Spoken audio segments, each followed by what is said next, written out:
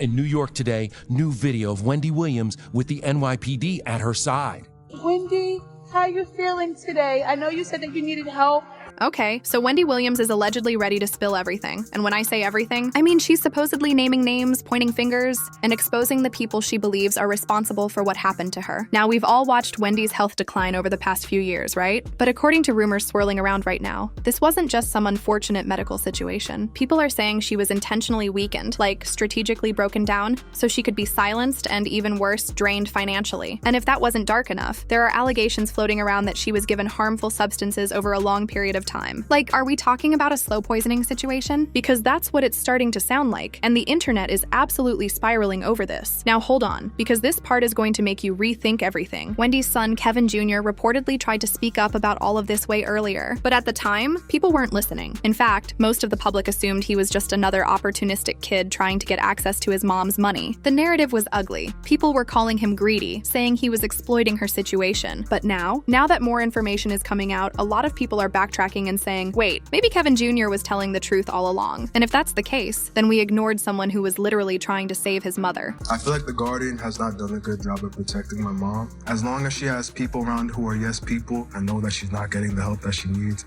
or getting better, I'm afraid that she could die. I've got so much money. I want it for my son. Let that sink in. So let's talk about Sabrina Morrissey, Wendy's court-appointed guardian, because this is where things get real suspicious. Public opinion has completely turned on Sabrina, with people now speculating that she may have been actively keeping Wendy sick. And here's the thing. Reports say that Wendy was actually doing fine before the guardianship was put in place. But after Sabrina took control, Wendy's health took a nosedive, a rapid, alarming decline. And then, to make matters worse, Sabrina allegedly told the courts that Wendy was permanently incapacitated. Permanently. As in no hope of recovery. But a lot of people found that claim deeply suspicious, especially when earlier reports had suggested Wendy was on the mend. So what changed? Why the sudden shift in narrative? And baby, it gets worse. Kevin Jr. reportedly came forward and said that doctors had diagnosed Wendy's dementia as alcohol-induced. Okay, so if that's the diagnosis, you'd think the logical next step would be to restrict her access to alcohol, right? Wrong. According to allegations, Sabrina didn't cut off the alcohol. She allegedly kept providing it. On top of that, Wendy's family was reportedly denied access to her. They couldn't see her, couldn't check on her, couldn't intervene. People found it deeply concerning that Wendy was being isolated while simultaneously deteriorating. Like, who benefits from keeping her away from the people who actually love her? The whole thing just feels off. Now here's where the story takes a turn, because Kevin publicly called out what he believed was a false diagnosis. And shortly after that, Wendy was literally spotted out shopping, moving around on her own, interacting with fans and store staff like a completely normal person. How you doing? How you doing, Wendy Williams? How you doing, baby? You look good. Eyewitnesses said she didn't appear incapacitated at all. She was coherent, she was functional, she was fine. So if she's permanently incapacitated, how is she out here living her life? The math isn't mathing, and people are starting to ask the hard questions. And it's not like Wendy was just sitting back and accepting this either. She allegedly tried multiple times to get out of the guardianship. Fans are already drawing comparisons to Britney Spears and Kanye West, both of whom have publicly claimed they were drugged or manipulated to appear mentally unstable so they could be controlled. And I would honestly like to sue my family, to be totally honest with you. I also would like to be able to share my story with the world and what they did to me, instead of it being a hush-hush secret to benefit all of them.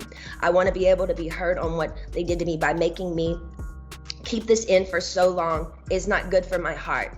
I've been so angry and I cry every day. It concerns me. I'm told I'm not allowed to expose the people who did this to me. For my sanity, I need you, to the judge, to approve me, do an interview where I can be heard on what they did to me. And actually, I have the right to use my voice and take up for myself. My attorney says I can't, it's not good. I can't let the public know anything they did to me, and by not saying anything is saying it's okay. I don't know what I said here. It's not okay. I don't want to interview. I'd much rather just have an open call to you for the press to hear, which I didn't know today we're doing. So thank you. I'm saying is, look, they tried to medicate me. I was exhausted. They wrongly diagnosed me. And they when I asked them, how much lithium did you want to put me on exactly? It took them 4 days to answer because they were embarrassed about the amount. And now Wendy's name is being added to that list. The pattern is starting to look really disturbing. Okay, now we're about to go into deep conspiracy territory, so buckle up. Some people online are speculating that Diddy might be involved in all of this, though to be clear, there's no confirmed proof. But let's rewind for a second. Wendy and Diddy have history. She once accused him of inappropriate behavior, claiming she was sent photos of him with another man. And after that, reports say Diddy allegedly sent people to intimidate her. The story about Wendy Williams. She got fired from Hot 97 because she had a picture of Puffy. So if you don't mind, give me the story from your point of view and what was in the picture. We were in Cancun. For whatever reason, dude was playing with Puff. He went behind him and grabbed his trunks and pulled them down. Some girls that was taking pictures. They took that picture and emailed it back to Wendy Williams. Wendy Williams said she had him in a compromising position and like it was gay, something like that. She was gonna put it out.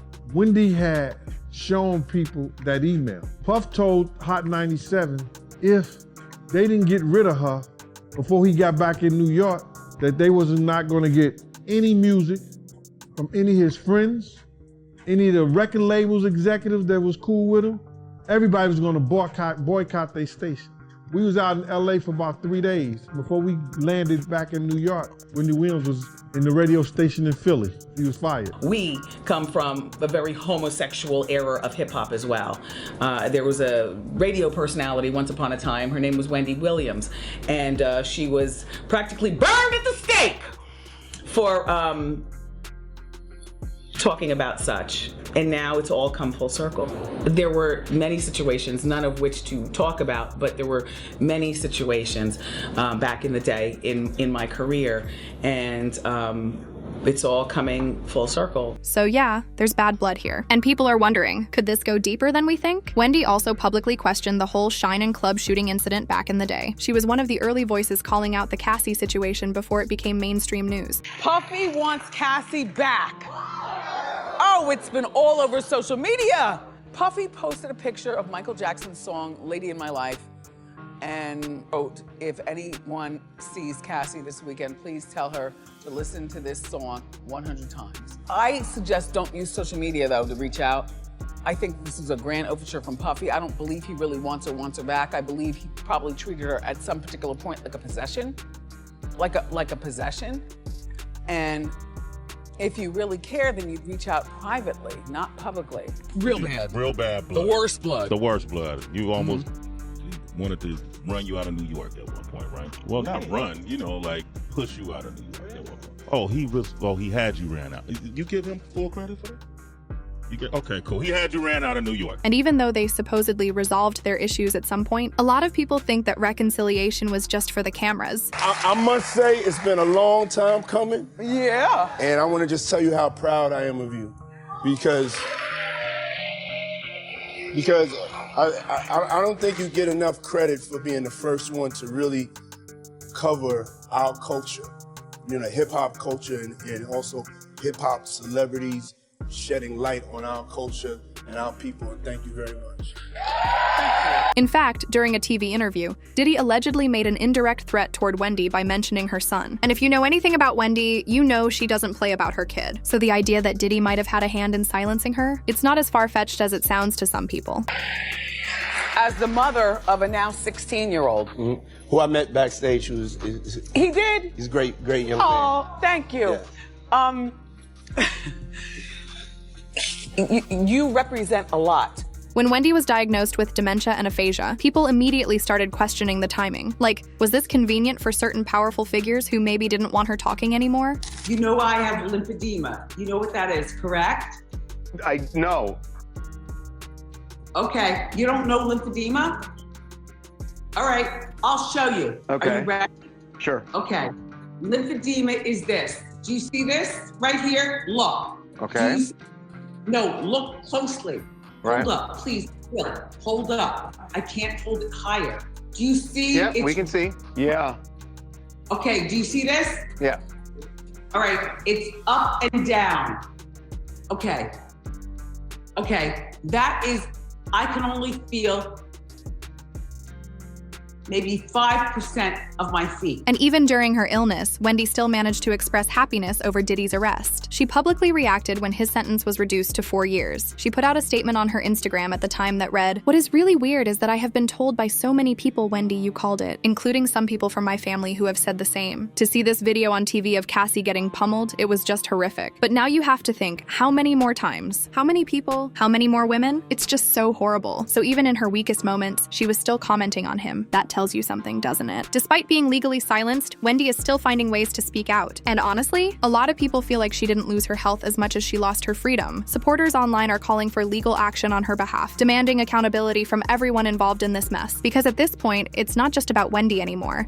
It's about a system that allegedly failed her. The public response has been loud. Viewers are saying the bank, the Guardian, and everyone involved should be sued into oblivion. Others are hoping Wendy can be freed from the guardianship entirely. There's a growing belief that she wasn't protected. She was exploited, and people are not letting this go quietly. So here's what I want to know. Do you think Wendy was deliberately drugged? Was her guardian allegedly part of it? And what role, if any, do you think Diddy played in all of this? Drop your thoughts in the comments below. And make sure you watch the next video because this story is far from over.